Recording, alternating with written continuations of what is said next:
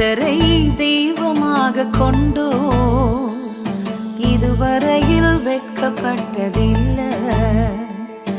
அவரையே ஆதரவாய் கொண்டோ நடுவழியில் நின்று போவதில்லை.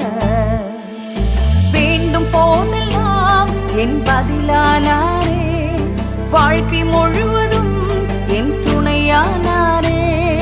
ஜெபிக்கும் போதெல்லாம் என் பதிலானாரே, வாழ்க்கை முழுவதும் என் துணையானாரே.